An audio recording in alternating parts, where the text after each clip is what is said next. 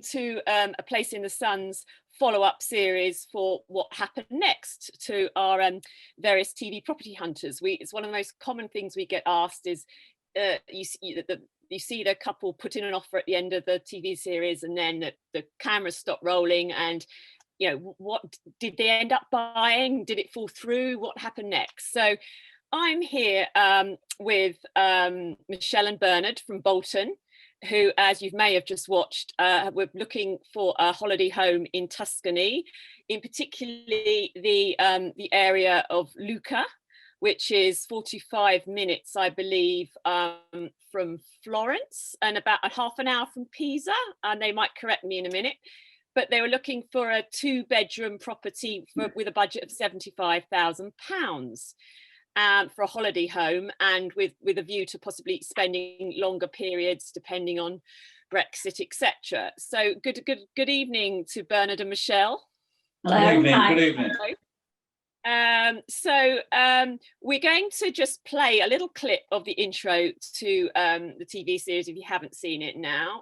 Bernard and Michelle, welcome to Lucca. Thank you. Thank you. Happy to be here? Absolutely, yeah. yes. It's a beautiful place, isn't it? It is indeed, yes. So this is a recent thing for you. Yeah, Absolutely, yes, yeah. it really is. 2 visits, Yeah. and you're investing. Yeah. We came in March initially, stayed for a few days, and then we came back for the music festival in July. And it was just absolutely superb. We just knew when we arrived that it was the place to be. What is it you like about Lucca?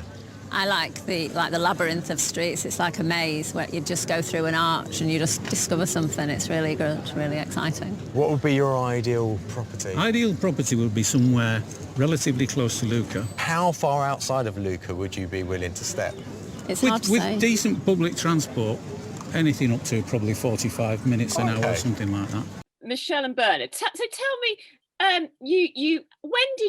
many years ago did you start thinking about buying a place in Tuscany? Well, you could say it was impulsive, to be honest with you. Yeah. We've only been married 8 years. We've only paid the mortgage off perhaps 2-3 years ago, and it was then that we discovered that there was some money that we could use to potentially go and buy somewhere. So we'd only actually been to Tuscany twice before. Mm-hmm. And both of those times were quite short periods of time. It's just that we fell in love with the place. It was March 2018 when we first discovered it. Yeah. And then we went again in July that year. And then it was pretty much after that. So it's not something that went on for years and years where we've been thinking about it. No. And Bernard, you're retired, is that right? Yes. I was part of the thing that drove this as well was a health issue. I had to sort of give up work mid-2018. Had an operation later on in the year, and it brings it home to you that you're not going to live forever. So whilst you've got the physical ability, and when we found out we got the financial ability, it was a no-brainer. Go somewhere that you love. So that's what we did. Yeah, that was a real prompt. I think that made you, because Bernard's normally quite a procrastinator, really, and I think that health issue made him more determined to do it. Yeah. And Michelle, you're still working. I know. I remember from the TV series that you said about Bernard makes you dinner for when you get home. Oh, he does. he makes me everything. I mean, at the moment, I'm working from home. I just never move. I literally walk down in the evening, and everything's done. Yeah, it's great. Brilliant. And so what do you obviously Tuscany is quite a well-known area for British people who've been buying there for quite a few years, but it would be accurate to say that the southern part of Tuscany is perhaps the really well-known bit, the tourist hotspots of Siena, Florence, the sort of the wonderful Renaissance villages down there. But Lucca is a bit of a hidden gem, isn't it? It's actually, I don't know whether you've discovered that, but it's actually sort of a bit under the radar, and it's actually a bit more affordable when it comes to buying property. Was that something you looked into? Well, when we did discover it in March, we were staying in Montecatini, if you know that. So we were staying in Montecatini, and we only went to Lucca for half a day. And we came home and we were saying to everybody, oh my God, we went to this amazing place. And we were telling everybody, and quite a lot of people had been there, including an American friend of ours. So a lot of people knew it, and we were like, how did, everybody knows this place, but it really did feel like a hidden gem. It felt like a magical island or something to me. And yeah, so so a lot of people did know it. So much so that we'd only spent half a day there, but when we flew back, there was some big advertising hoardings at the airport advertising Lucca Summer Festival, which is a music festival. Yes. And one of my lifelong music heroes is James Taylor. So he was on in July, and he was on in Manchester, which was only 10 miles down the road. But why go there when you can go to Lucca? So we planned to go back for the summer festival, only for 3 or 4 days. Yeah, we were flying in on the Thursday. The festival was on the Friday, and we were flying home on the Saturday. That was the plan, but our plane got cancelled, and we ended up staying a week. Yeah, because some friends of ours had decided to go as well, so they'd already hired an apartment, so we were lucky in that respect. But again, that just confirmed exactly what we thought about Lucca. The summer festival is quite famous, isn't it? And when you said I was a lifelong fan of, I wondered if you were going to say Take That or someone, because there's been Do I look like a Take That fan? There's been Robbie Williams, there's been a few, Elton John, a few big names there, haven't there? Well, this year the 2 big names who should have been on were Celine Dion and Paul McCartney. And then they tend to be outside the city because the crowds for them are much larger. But it's it's a little piazza, and you get real close to these people. It's fantastic. Yeah. Very eclectic mix of music as well. So, so when we were staying in Montecatini, we haven't actually been to Siena or anything. In a way, we want this as a base, don't we? So we can travel to other places, really. Yes. We want to be able to see other places. Yeah. We've been to Florence, we've been to Pisa, so we've seen the big cities.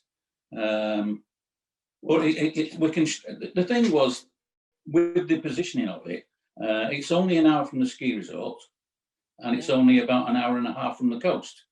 So it's a perfect position, really. Yeah. But you say about Lucca being affordable, but we actually couldn't really afford within Lucca, like on the programme. So we're a bit outside of Lucca, but it's really good. Every time we've been there, we've sort of travelled into Lucca. It's like the local town. It's not our closest, but it's our big place to go and visit when we're there. Yeah. Okay, so coming back to the programme, had you done much research before? And tell me how you approached how did you end up on the TV show? Well, after we got back after the James Taylor concert, we'd never talked about buying abroad or anything, and I think we must have had a conversation where we said, well, if I was ever going to buy something abroad, that's where I'd want it to be. And then that coincided with discovering that we could release money from pensions and also Bernard's health issue. So I think everything just came together, really. So that's what prompted us. And then I think I looked it up on the internet, just looking up about buying property abroad, and A Place in the Sun popped up.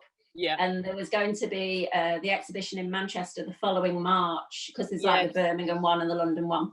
And so even then, from that summer, we'd sort of targeted the following March as being that we were going to go to the exhibition, Place in the Sun exhibition in Manchester.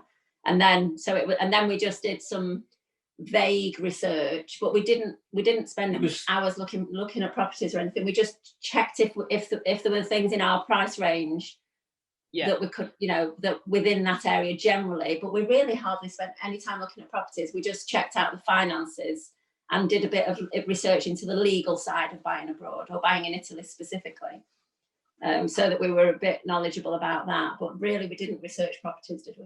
No, not properties. It was more a question of could we afford somewhere within a reasonable striking distance of Lucca? And the research showed us that we could. What that would be like, we weren't quite sure. But obviously, we gave all the details of the show. We had the screen test there. They seemed happy with that.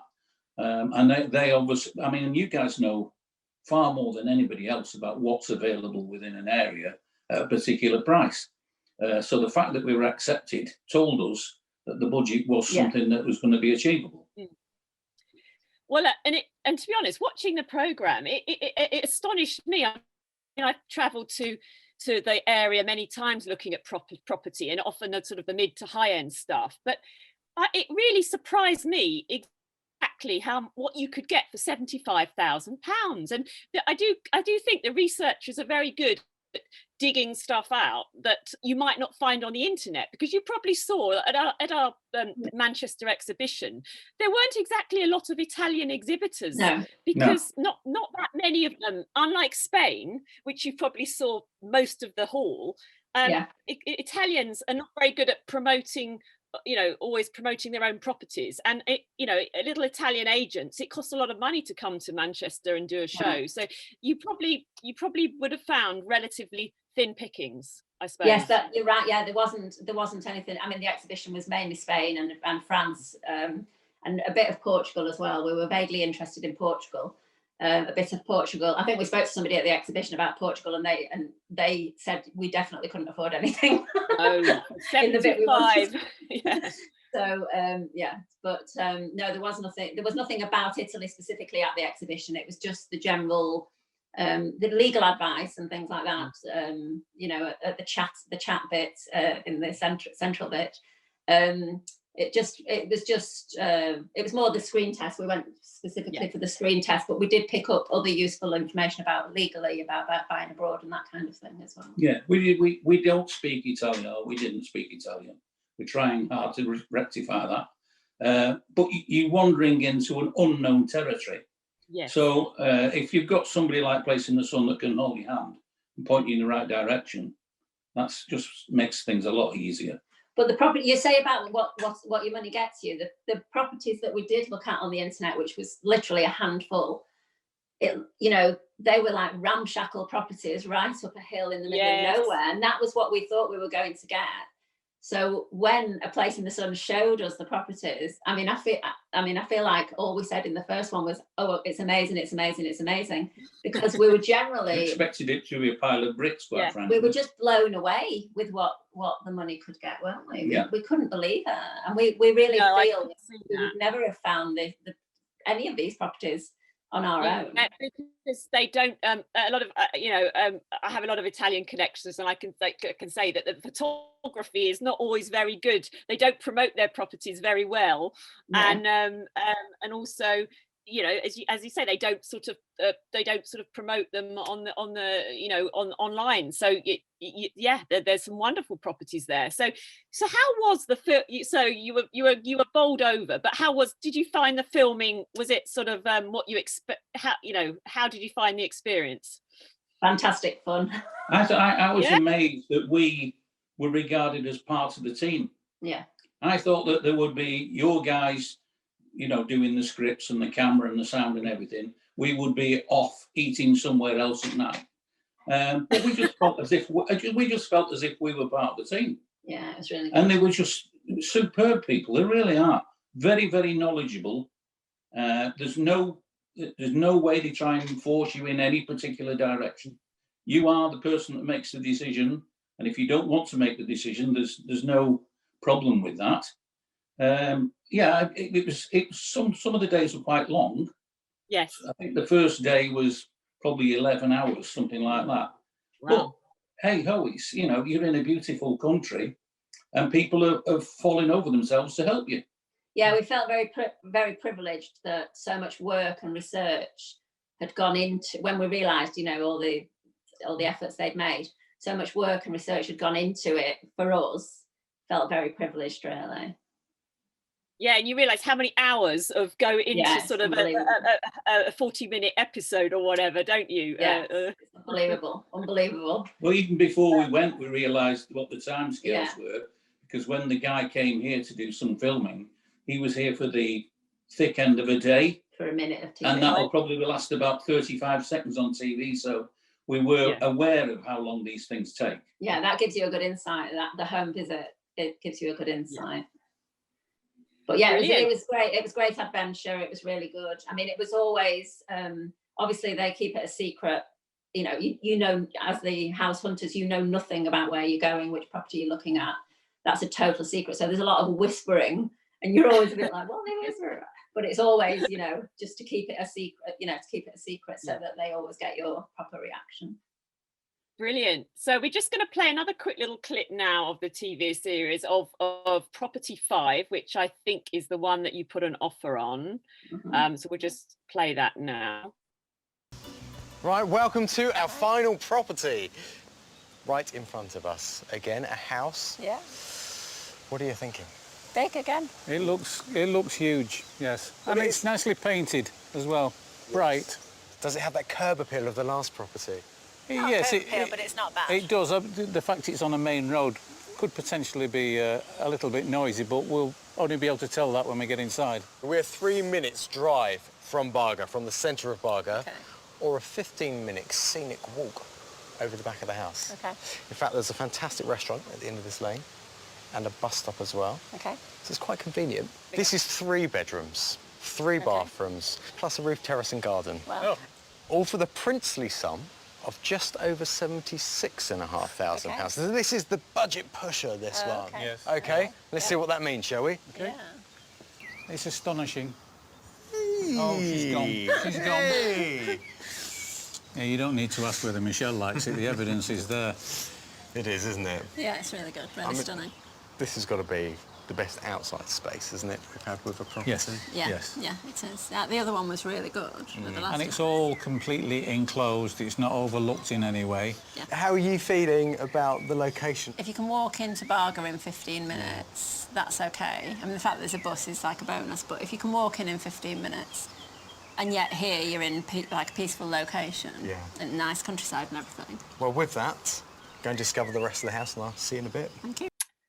So you put an offer in on Property 5, which was it a 3-bedroom property, a townhouse? It's 4-bed, 2.5 bath. Well, it's 4-bedroom, but one of the bedrooms has been turned into a sort of kitchen. Yeah, it's it's 3 stories. Yeah. So what they've done with one of the bedrooms upstairs is they put a sink and an oven and everything in, so that if you're on the terrace on the roof, you don't have to come all the way down to the kitchen.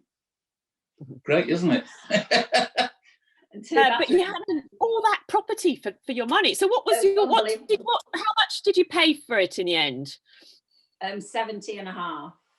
Wow. And what about the buying costs on top of that? Was that included in the buying cost or not? No, I think, well, the costs were roughly £10,500, which was largely the agent and the notary. But the agent is really important as the liaison.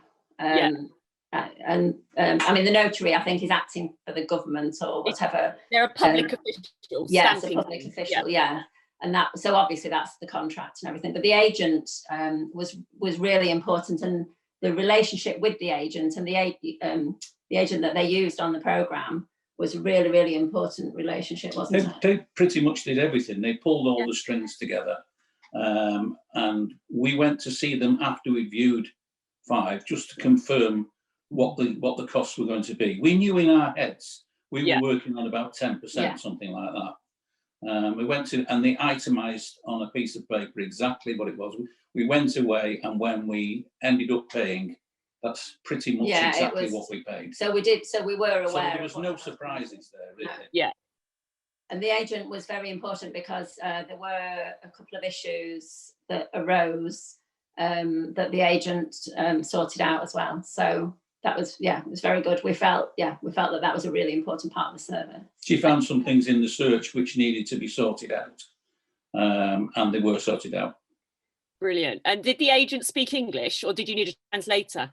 No, she speaks English. I mean, she's Italian, but she speaks perfect English. So which was another big bonus. Yeah, it was. Yeah, that was really helpful. Where we bought, not many people do speak English. I mean, we had to go to the bank. She took us to the bank to open a bank account. The guy in the bank spoke no English whatsoever, so she was agent cum translator, really, which was brilliant. Yeah, and she did things like set up, like we had to get an Italian tax code and things like that. She did things like set all things like that up for us and that kind of thing. I have been learning Italian. I have been learning Italian for the past 2 years. So we are making an effort. Brilliant. And because this was actually, this was the summer of 2019, wasn't it? So that it seems a long time ago after I just interviewed some property hunters last night who'd bought in January. So there's a big difference of when the filming, the distance between filming and actual TV episode. So you managed to, so that was last summer, and you've obviously managed to go out. How many times have you been out since? Well, we actually signed for the house in the end of November last year. Right, so about 2019. 2019. Yes. Yeah. The delay between us putting the offer in and actually buying the house was partially due to us. We had to release funds from different places. So that's, and August is holiday month in Italy anyway. Nobody does anything in fortunately, we had a great relationship with the sellers who were also English. Yeah. And we just told them when we would like to buy, and it fitted in with everybody. So we went out to sign at the end of November. Then we went out for Christmas. Michelle's daughter and her fiance came out there as well. Then we wanted to go out in February. So Michelle didn't have any holidays left at work, or not as many as I have when I'm retired. So I went out, I think, middle of February. Michelle was due to come out after about 10 days.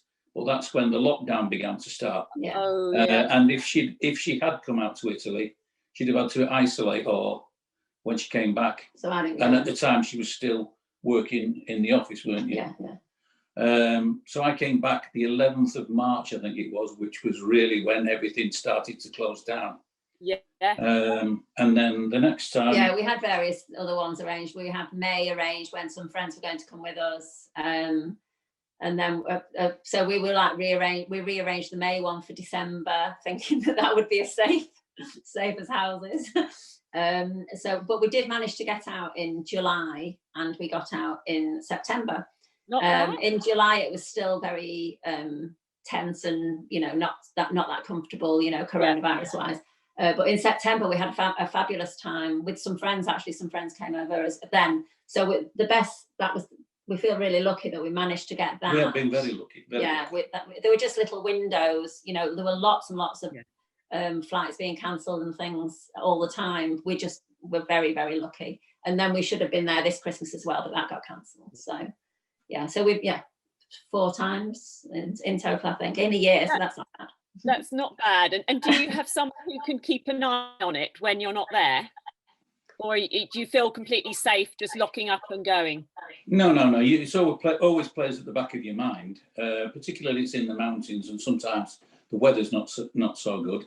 But as part of the ongoing relationship that we had with the agent, for the first 12 months, we paid them a retainer to help us through all the paperwork. Yeah. And also, if needs be, for them to go and check on the house, which we've asked them to do about a month ago, just to make sure everything's okay. We've not got squatters or anything else untoward going on. So we have got somebody that can actually go and check. And also the person in the programme who tells us about the area, who lives locally. So she's a friend there, and then we also have an ongoing relationship with her as well. So that's quite nice to know that you have got a couple of people there that you can. I think in the long term, once we conquer the language more than we have now, because the neighbours on either side seem really nice, but it's difficult to communicate with them. Yes. If that being the case, you could just leave a key with them and just say, can you just pop in every now and again just to make sure everything's okay. Because it's in the mountains and it's built into the hillside, there is a slight problem with damp. And that really because it's not being used whilst you're there and everything's being aerated. But when you close everything up, but it's only in one room and it's nothing major. That's the main reason we want to check. It's not about safety in terms of security wise. It's just the maintenance side of it, just checking from that point of view, really. Because security wise, because it's built into the hillside, there's only the front of the house. You can't get into it from anywhere else. So that was a consideration as well. Yeah, it's very safe. Yeah. And where it is, we haven't really talked about, but it's in Barga. It's just outside. It's just about a mile outside Barga. It's in somewhere called Catanana. Right, which and Barga is famously the most Scottish town in Tuscany in Italy because of the long relationship since the 19th century of migrants between the two places, going to Glasgow, opening up ice cream shops, fish and chip shops, and you have a fish and chip shop festival in Barga. Yeah, Have you come across that? Yeah. Well, a lot of the things have been cancelled. So obviously we bought it in the winter, and then we've not had that's why we had the July trip booked, thinking, because we wouldn't normally really focus on going in July. We would normally go more out of season, but we wanted to see it, for once. But it didn't happen this year. Scottish Week got cancelled this year. But yeah, there are certainly a lot of Scottish people there. But having said that, it is not an English speaking place. It's very, very authentic Italian. But yeah, there are some Scottish people there. Yeah, it was quite funny actually, because whilst we were filming, we were outside an ice cream shop, and a group of people walked past, Scottish people, who recognised Ben and knew exactly what was going on. So they were absolutely over the moon to have seen this in Barga. It was good. Yeah. Oh, brilliant! And have you you've got what have you got in the vicinity of your house? Have you got like a little cafe? You're walking distance from a few useful things.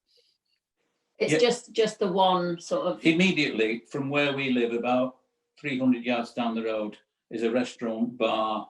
That's been restricted this year, but they do pizzas. And then in the other direction, it's probably a 15-minute walk into town. Yeah, it's just short of a mile. Yeah. So it's, because of the fact that we want to stay healthy and mobile and everything, that's fine. Yeah, it is very much in the mountains. It's not massively high up, but it's really in the middle of the countryside. Like, there are fantastic walks from the house and things like that. Yeah. Because one of the things, when we said we didn't do a great deal of research with regard to houses before, some of the ones that you see, and it says only a quarter of a mile from such and such a place, you don't realise because it's in the mountains, it might be 500 feet higher up. So it's an almost impossible walk to get down. And we were keen to not have to rely on driving, to be honest with you. Yeah, we've only hired a car a couple of times when we've been there. We've generally tried to rely on public transport. Yeah, and will you do biking or is it hiking? I don't know, you mentioned skiing. What are you going to be doing? Well, we haven't. Last year was a poor season for skiing. I think it's not a relatively high altitude place, but neither of us could ski for a week anymore. But if we're there, we could certainly go and ski for a day. So when we're back there, possibly next year, that's something that we're going to explore as well.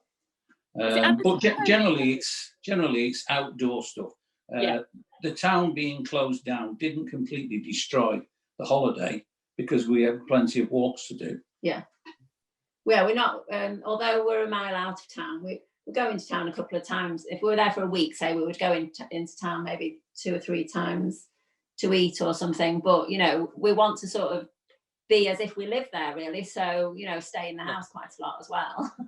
One of the unfortunate things about being in the mountains is we do go into town, and quite often we go into town to access Wi-Fi, because there's no real phone signal or Wi-Fi in the house. We've gone down the route of buying dongles and things like that, haven't we? Temporary things, but yeah, we don't want to have internet installed until we live there, because obviously that's an ongoing monthly cost. So yeah. It is possible, but you've got to have a big satellite dish put up. Sure, yeah.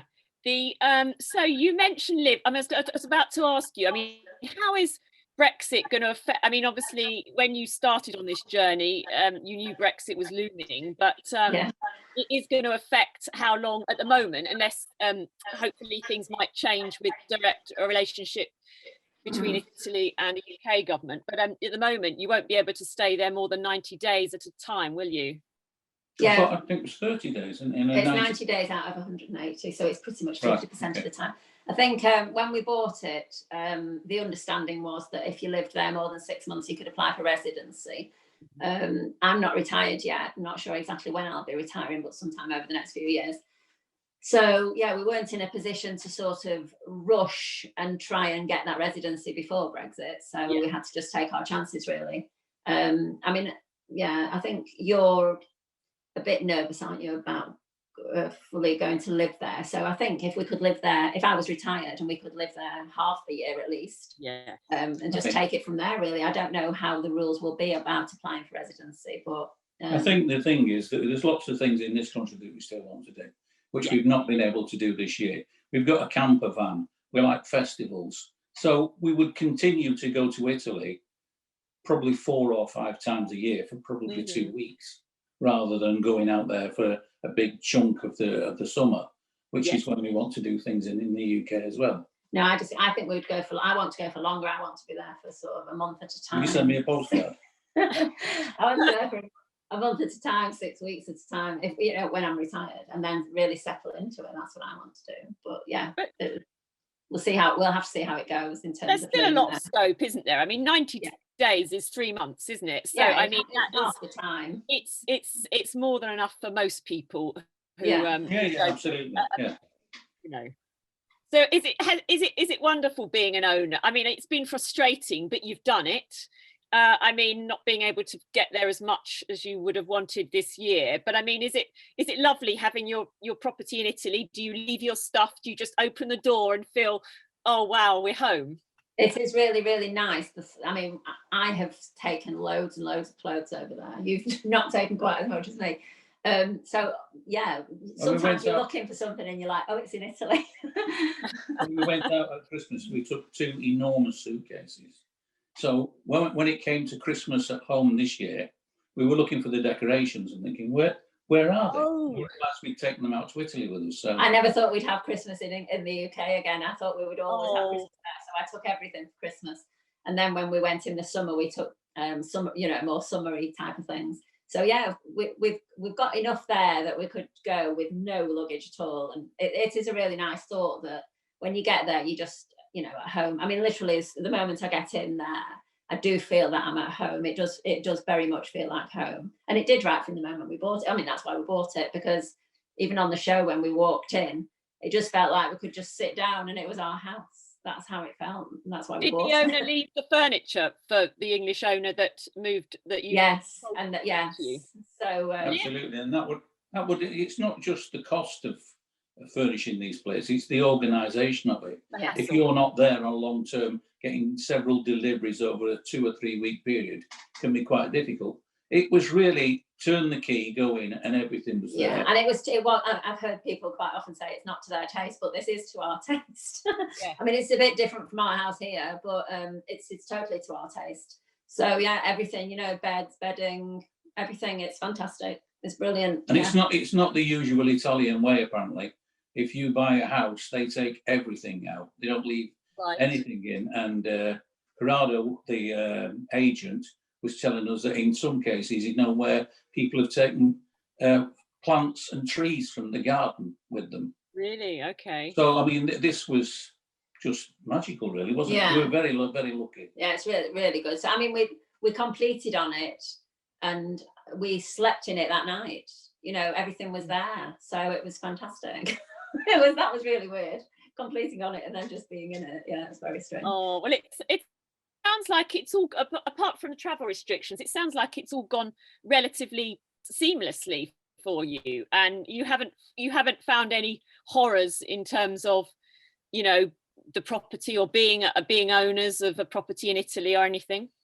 Well, yeah, just a couple of things that cropped up while the agent was dealing with the contract, so they got sorted out through the contract negotiations. So we needed to have some work done, which the vendors volunteered to pay for. because Right. it's something that should have been Well, it was built in Right, as part of the contract. right at the first place. But there was no real animosity, but they were really nice people. The agent had noticed this in the searches that it hadn't been done. It took probably 10 months to get it done. That was because of Corona. But that was fine. It's now done. Everything's perfect. And so financially, there was no major surprise. No. No. No. And it must be, it's not necessarily a very expensive property to run, I imagine, because it's just all yours, and it hasn't got a big garden, has it, or anything to worry about? It's just the roof terrace. There's no garden. Yeah. I mean, there's literally only the front door, front windows, and everything. There are no other windows anywhere. It is built into the hill. So the issue is just the dampness, and this, it's basically this behind the wall is soil. So so it's just that issue. Neither of us are gardeners. We asked for some outside space. That was one of the things that we asked for, but we didn't want a great big grass patch, or I would have dug it up and put astroturfing probably.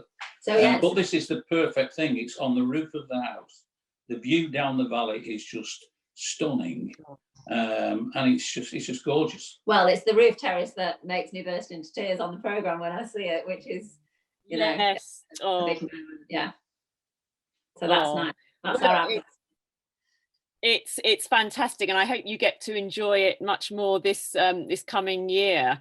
And maybe if you get your Wi-Fi sorted out, you could do us a little sort of walk round tour of it, and because it's been great to hear. Thank you for sharing how the story after the show, and I'm really glad it all worked out for you. So thanks again, and keep in touch. Thank you. We will. Absolutely. Yeah. Thank you. Take care. Thanks so much.